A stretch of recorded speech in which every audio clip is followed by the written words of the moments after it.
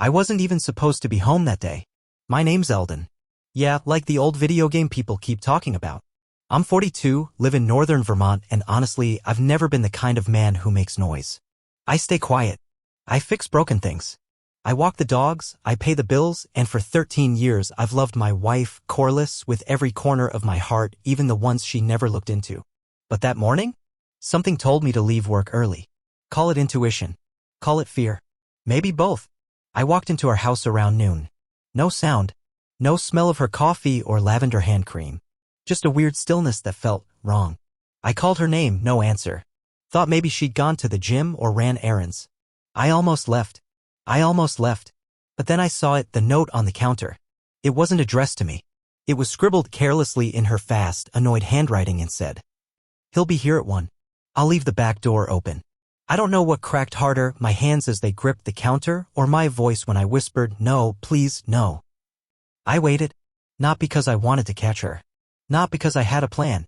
But because I couldn't breathe. And right on time, the back door creaked open.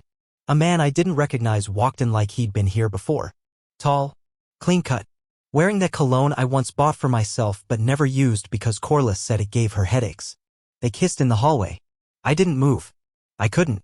I watched my wife, my best friend, run her fingers through another man's hair like she'd been saving her affection for someone else this whole time. She ignored every warning I ever gave. Every conversation where I told her I felt distance growing. Every time I begged her not to keep secrets from me. She just kept saying I was paranoid. That I didn't understand how marriage evolves. I stayed until they disappeared into our bedroom. And I walked out of that house like a ghost. I drove around for 4 hours. Crying. Punching the steering wheel. Listening to old voicemails from her like they belonged to someone who died. When I got back, they were gone. The note was still there. The air still smelled like betrayal. That's when I made the decision. I wasn't going to yell. I wasn't going to scream or throw her clothes on the lawn. I was going to change everything. Not for revenge. But because I couldn't be Elden anymore, the man no one listened to. And this time it would be her who never saw it coming. Corliss walked in like nothing had happened. She had this unbothered, breezy look about her. Hair tied up, phone in hand, humming some indie tune she probably played in the car. I was watching from my truck down the block, parked where the old tree covers half the windshield view. She didn't know I was there. She had no idea she just buried our marriage hours ago. And yet she smiled.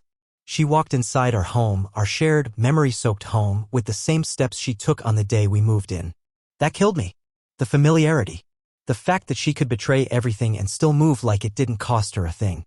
That walk broke me more than any screaming match ever could. But I wasn't going back in. Instead, I drove straight to my sister's place and bar.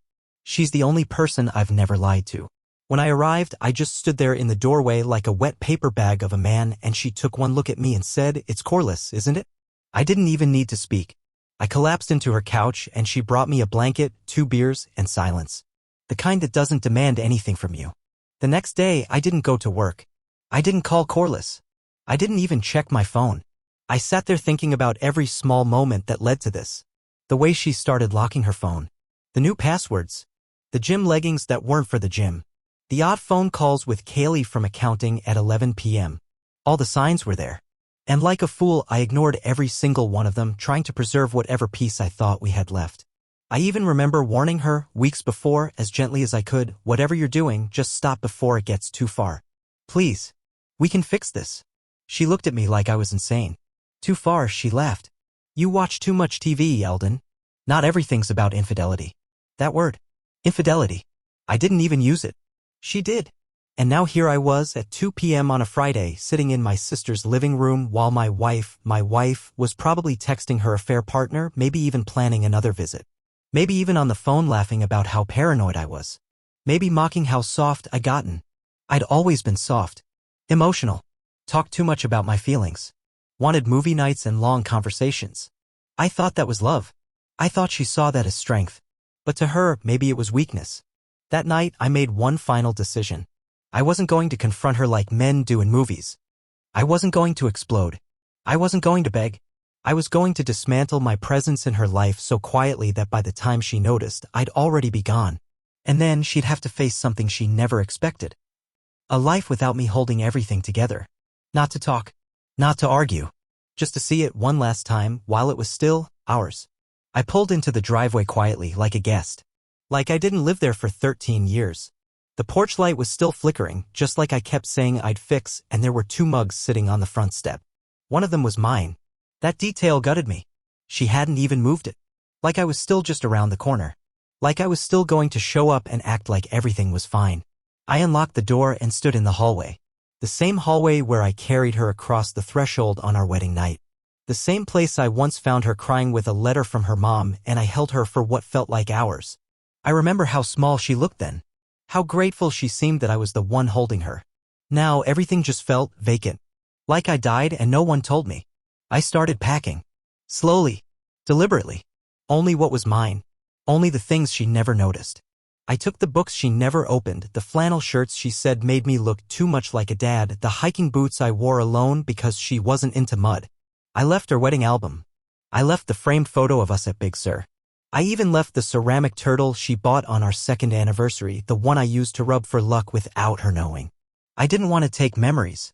I just wanted to take me whatever pieces of me were still untouched by her betrayal. Before I left, I wrote her a note.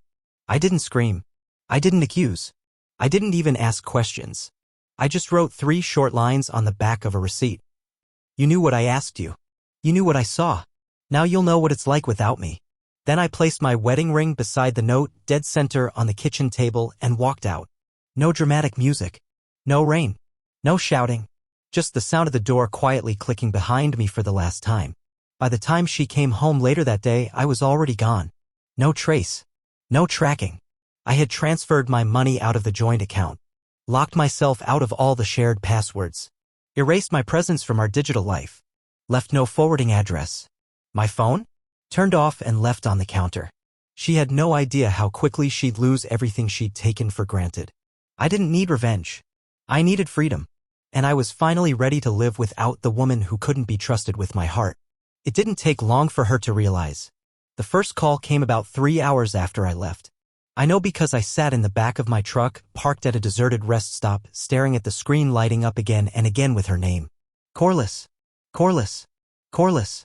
Each time it buzzed, my chest tightened, but I didn't answer. I couldn't. I wasn't strong enough to hear her voice yet, not when part of me still wanted to believe she'd cry, apologize, beg for another chance. Instead, I watched the calls pile up until the battery drained and the screen went black. No voicemail. No text messages. Just frantic calling, like someone spinning the dial on a safe they forgot the combination to. I imagined her walking around the house, noticing the missing books, the shoes, the holes where my jacket used to hang. I pictured her picking up the ring and the note, confusion sliding into panic, panic sliding into dread. For the first time in years, she would have to sit with the consequences of her choices without me rushing to patch them up. I drove further north that evening, past towns so small they didn't even have a gas station open after dark. I ended up renting a tiny cabin near a lake no one had heard of where the air smelled like pine needles and old smoke. The Wi-Fi barely worked. The heater rattled like it was coughing up ghosts. And for once, it felt good. It felt honest. The first night alone was brutal. I didn't sleep. I sat up until 3 a.m. replaying every memory I had of us, the good ones, the stupid ones, the ones that now felt poisoned. I remembered how she used to kiss my eyelids when I had migraines. How she used to leave handwritten notes in my lunchbox when I had rough weeks at work. How she used to say, "There's no one else in the world but you." All of it felt fake now. Like some elaborate play she put on until she got bored of the role. And yet, part of me still wanted her to show up at that cabin. To find me. To say it was all a mistake. That she never touched him. That she missed me so much it hurt to breathe. But she didn't come. She just kept calling. And when calling didn't work, she started emailing. The subject lines grew more frantic by the day. Please, Elden? I made a mistake. Come home. Please just talk to me. I didn't open a single one. But I read the subject lines over and over until they blurred together. Until I almost convinced myself I should reply. Almost. Instead, I stood out by the frozen lake that night, the cold burning my face, and let the silence wash over me. For once, there were no lies, no half-truths, no gaslighting. Just me. Just the wind. Just the aching reality that sometimes love doesn't die loudly with slammed doors and screaming matches. Sometimes it withers quietly, starved by betrayal, and buried by the person you thought would protect it most. I didn't tell anyone where I was, not even my sister. I paid for everything in cash. I disconnected myself from every thread that could lead her to me. It wasn't about punishing Corliss. It was about protecting what little of myself was left. Every time I thought about her face, laughing in someone else's arms, whispering promises she once made to me, it felt like a part of my chest caved in a little more. Meanwhile, the emails kept coming. First daily, then hourly. Then, bizarrely, they slowed down, like she was either getting tired or realizing something she never considered before. That I might actually be serious this time. That I wasn't bluffing like all those arguments we used to have where I threatened to sleep on the couch and never did. That I wasn't just bruised. I was broken. I thought about what it must have been like inside the house after I left. I imagined her walking into the bedroom expecting a fight and finding nothing but an empty closet. I imagined her trying to call my sister, my friends, and getting voicemail after voicemail. I imagined her rehearsing apologies in her head, the same way she used to rehearse fake sympathy when she forgot my birthday one year. I know how that sounds. Bitter. Maybe even cruel. But when you love someone that deeply and they treat you like you're disposable, something changes inside you. Permanently. About 2 weeks into my exile, I finally opened one of her emails. It was short. No grand speeches. No dramatic "you were the love of my life" declarations. Just 3 plain sentences. I miss you. Please come home. I didn't realize what I was doing until it was too late. There it was. An admission. Maybe not full. Maybe not detailed. But enough. Enough to confirm that my gut had been right all along. Enough to pour salt on a wound that hadn't even begun to scab over. I didn't respond. I didn't even finish reading it. I closed the laptop, stepped outside into the sharp air, and let the cold slice through the fog in my mind. I could have gone back. I could have said, "We all make mistakes." I could have slept beside her again, hoping every day that I didn't taste another man's cologne on her skin or hear his voice echoing in her laugh. But I would have been lying to myself, and I was so tired of lying. I wasn't strong. I wasn't brave. I was just done. I sat on the edge of the frozen dock that night, swinging my legs over the ice, watching the stars turn in slow spirals above me, and for the first time in years, I didn't feel like I was waiting for someone else to choose me. I was choosing myself. Quietly, painfully, but completely. And soon, Corliss would realize that some warnings come once. And when you ignore them, there's no second chance waiting behind the door. There's only silence. About 3 weeks after I disappeared, Corliss escalated. I didn't see it firsthand, of course. I heard about it through my sister, who finally managed to track me down after enough missed calls. I'll never forget the way her voice cracked when she said it over the phone. "She's losing her mind, Elden. She's driving all over town, leaving notes, showing up at work asking about you.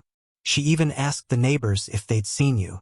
I sat there in the cabin, holding the receiver against my ear with trembling hands, staring at the worn floorboards like they held answers I couldn't find anywhere else. Part of me should have felt vindicated, maybe even a little powerful, seeing the tables turn, seeing her be the desperate one for once. But mostly I just felt empty. I didn't want her panicking because she lost her possession. I wanted her to realize she'd lost a person. A living, breathing man who had loved her with every flawed piece of himself, only to be tossed aside like an old pair of sneakers when the shine wore off. The next few days blurred together. Apparently, she even tried to file a missing persons report, but they laughed her out of the police station once they realized there was no foul play, just a husband who didn't want to be found. She texted my sister over 100 times in one weekend. She emailed relatives she hadn't spoken to in years. She even posted vague, heartbroken messages on Facebook, the kind designed to pull sympathy from friends who didn't know the real story. Sometimes you don't realize what you have until it's gone. Love is fragile. Hold it tight. Forgiveness is stronger than pride. Reading those made me sick to my stomach, because when she had me, really had me, when I was standing right there in front of her, heart wide open, she didn't hold it tight. She didn't choose forgiveness. She chose excitement, secrets, thrill, lies. Now that she had nothing left to post about but regret, suddenly I mattered again. But it wasn't real. It wasn't remorse for the right reasons. It was regret for the wrong ones, the inconvenience, the shame, the sudden realization that she didn't look like the hero in her own story anymore. I spent long nights in that cabin thinking about what love really meant. Was it forgiveness? Was it giving endless second chances just because you once promised you would? Or was it finally, painfully realizing that loving someone doesn't obligate you to keep handing them the knife they used to hurt you? I didn't hate Corliss. I hated what she made of us. I hated what I allowed her to make of me. A man so desperate to be loved that he ignored every red flag, every gut instinct, every whispered warning in the dark. The next morning, I woke up to find an envelope slipped under the cabin door. No return address. Just my name in messy, familiar handwriting. Inside was a letter. Trembling fingers. Shaky breath. I unfolded it carefully like it might crumble in my hands. The first line hit me harder than any slap ever could. I didn't deserve you. The letter wasn't long, but it was raw. The kind of raw that people only spill out when they have nothing left to protect. She wrote that she knew about the affair the whole time, that she wasn't just flirting or harmlessly connecting like she used to claim. She confessed that it wasn't just a few moments of weakness, it was deliberate. Planned. She said the man wasn't even special. That it wasn't love. It was boredom. Thrill. The need to feel wanted in a way she thought I couldn't give her anymore. Reading her words was like watching my past self die on paper. She admitted she ignored my warnings because she thought I would never leave. She believed I would always be there, waiting, forgiving, patching up the damage. She confessed that the first time I begged her to talk to me, to be honest, she actually laughed about it later with her coworkers. Laughed at how sensitive I was. How needy I sounded. And now? Now she said she couldn't breathe without me. That every corner of the house smelled like regret. That every time she climbed into bed alone, she thought about how easily she had traded loyalty for attention. That every time her phone buzzed now, it was just silence on the other end, not excitement, not passion. Just reminders of what she had lost. At the end of the letter, she wrote, "If there's any part of you that can forgive me, I'll spend the rest of my life proving I'm worth it. If not, I understand. I'm the one who broke it. I'm the one who broke you." I folded the letter slowly and tucked it back into the envelope without even realizing my hands were shaking. I stared at the cabin walls, the lonely little stove, the threadbare curtains, and I realized that for the first time in years I wasn't waiting for her anymore. I wasn't waiting for an apology. I wasn't waiting for her to understand. I wasn't even waiting for the pain to stop. I had finally accepted that some damage can't be undone. Some things, once shattered, don't get stitched back together. They stay broken, and you learn how to live with the cracks. That night, I built a fire outside by the lake. I tossed the envelope into the flames and watched it curl and blacken, the smoke spiraling up into the frozen stars. It felt symbolic, somehow burning the final piece of the life I had clung to like a fool for so long. I wasn't angry anymore. I wasn't even heartbroken. I was just free. Corliss had made her choices. And now finally I was making mine. I walked back into the cabin, locked the door behind me, and closed my eyes against the heavy, aching quiet. Tomorrow I would start a new life. One without warnings. One without waiting. And for the first time in a long, long while, it would be mine alone. The next morning came colder than any before. The lake outside the cabin was frozen solid, a perfect sheet of glass stretching all the way to the pines on the other side. I stood there on the porch with a cup of stale coffee, feeling the bite of the air against my skin, and for the first time in what felt like forever, I didn't feel paralyzed. I didn't feel broken or waiting or small. I felt alive. It wasn't a dramatic transformation. I didn't suddenly become some self-help guru or a man dripping with swagger. I was still me, Elden, a little beaten up, still a bit of a mess, still soft around the edges. But now I understood something I hadn't before. It wasn't my softness that ruined things. It wasn't my loyalty, my emotion, my need for connection. Those were my strengths. They had always been my strengths. Corliss didn't leave because I was weak. She left because she didn't know how to handle a love that didn't ask her to perform, didn't force her to be anyone else. She mistook peace for boredom. Stability for stagnation. Real love for something disposable. That wasn't my failure. That was hers to carry. And now I didn't have to carry it anymore. I spent that day making plans, not for revenge, not to win anything, but to build a life that didn't revolve around convincing someone to stay. I called an old friend from college, a guy who ran a small repair business 2 towns over. I asked if he still needed help. Turns out he did. Turns out he didn't even ask questions when I said I needed a fresh start. Later that afternoon, I walked into the nearest town, 1 diner, 1 gas station, a library the size of a living room, and rented a tiny, ugly but charming apartment over a hardware store. The landlord gave me the keys after a handshake and a 20-minute conversation about snow tires. No credit check. No references. Just trust. It felt good to be trusted again. I bought new dishes at the second-hand store. A crooked coffee table. A worn leather couch that smelled faintly of cigars and history. It wasn't glamorous. It wasn't Instagram-worthy. It was mine. That evening, I sat by the window with a blanket over my shoulders, watching the sun set behind the trees, the sky bleeding gold and violet. For the first time in years, I didn't wonder where Corliss was. I didn't wonder if she was thinking about me. I didn't care. I thought about the man I used to be. The man who bent himself into shapes to keep someone who had already decided to leave. And I silently promised that man that I would never let it happen again. Corliss had ignored my warnings. And she faced her consequences. But me? I faced something better. I faced freedom. I faced healing. And maybe, just maybe, a future where love isn't something you have to beg for or fear losing every time you breathe the wrong way. Maybe a future where the right person doesn't just stay, they choose you again and again without needing a warning at all. And standing there in the cold, a little broken but still standing, I smiled. Not for her. For me.